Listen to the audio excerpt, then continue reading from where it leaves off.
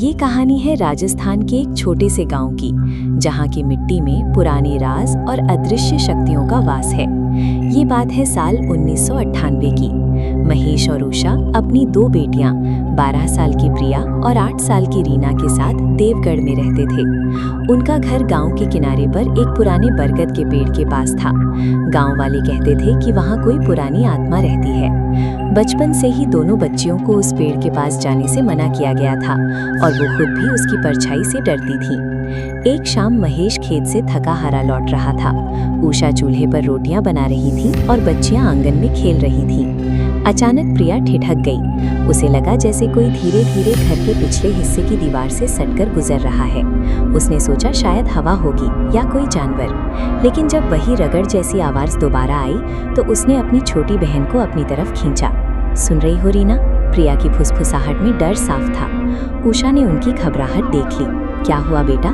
प्रिया ने बस इतना कहा, माँ पीछे कोई है। महेश ने घर में कदम रखते ही उनकी बात सुनी और हंसते हुए मामला टाल दिया। उसने कहा कि शायद कोई लोमड़ी होगी जो अंधेरे में रास्ता भटक गई है। पर उस रात घर का कोई भी सदस्य सो नहीं पाया।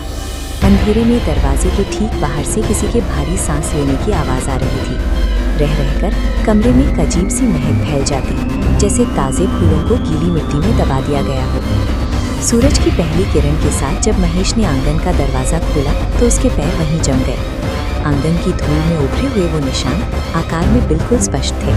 पंजों की जगह एक नन्ही एड़ी और 5 छोटी उंगलियां, एक इंसानी बच्ची के नंगे पैरों की छाप, जो उस रात वहां नहीं होनी चाहिए थी। पूरे देवगढ़ में ऐसा कोई बच्चा नहीं था जो आधी रात को चुपचाप उनके आंगन में टहल रहा हो। उषा ने उन निशानों को देखा और उसका चेहरा सफेद पड़ गया।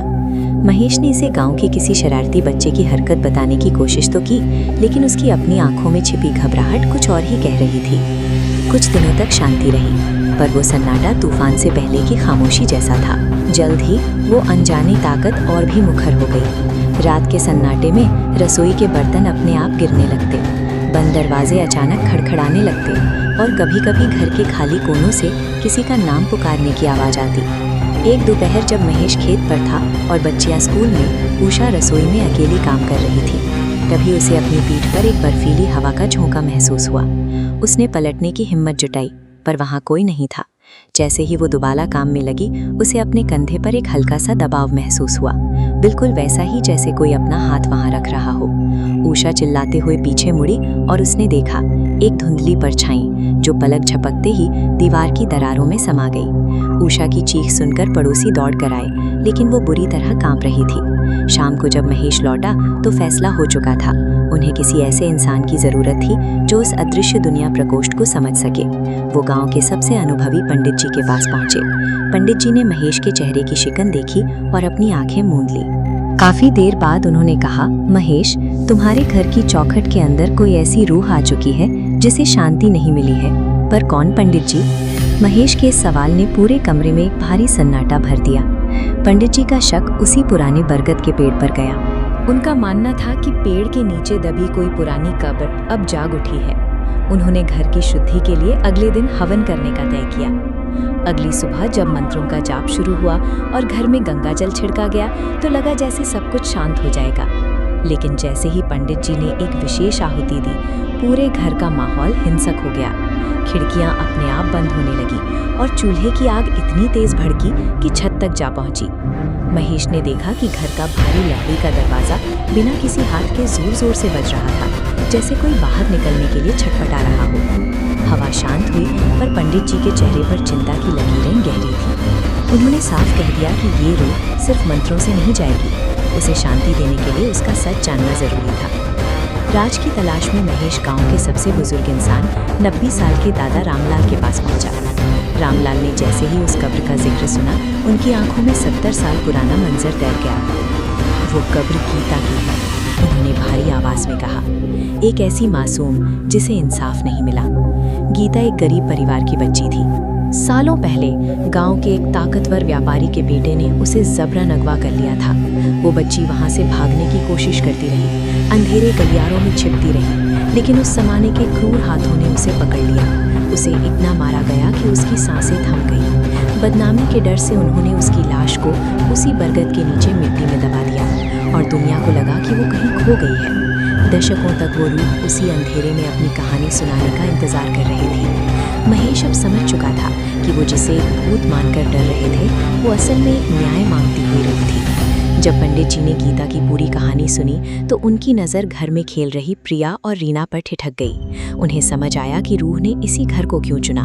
ये बच्चियां उसी उम्र की थीं जिस उम्र में गीता की जान ली गई थी। वो किसी को नुकसान पहुंचाने नहीं, बल्कि इन बच्चियों में अपना वो खोया हुआ बचपन तलाशने आई थीं। इस बार पंडित जी ने डर के मंत्र नहीं, बल्कि ममता के भाव से पूजा शुरू की। हवन के पास गंगा जल के साथ गीता के लिए नए कपड़े, उसके पसंदीदा खिलौने और वो मिठाइयाँ रखी गईं जो उसे जीते जी कभी नहीं मिली थीं। पूरे परिवार ने हाथ जोड़कर उस बच्ची की आत्मा से बात की। पूजा के बीच अचानक घर की वो भारी हवा हल्की होने लगी। उषा को महसूस हुआ जैसे कोई नन्हा सा हाथ उसके हाथ को छूकर गुजर गया हो। कमरे में वही फूलों की महक फिर से फैली, पर इस बार उसमें कोई डरावना एहसास नहीं था। उस रात के बाद देवगढ़ का वो घर फिर कभी नहीं गूंजा।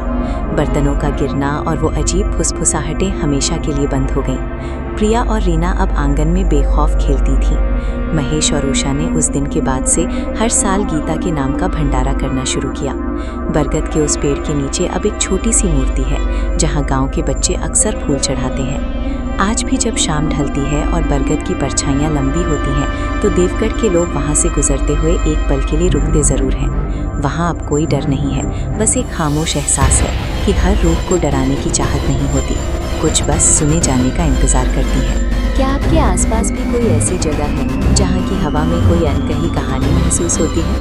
अगर आपके साथ कभी ऐसा कुछ हुआ है जिसे विज्ञान नहीं समझा सका, तो कमेंट में अपनी कहानी ज़रूर बताएं। क्या पता अगली वीडियो आपकी आप बीती पर हो। मिलते हैं अगली कहानी के साथ, तब तक ख्याल रखिए।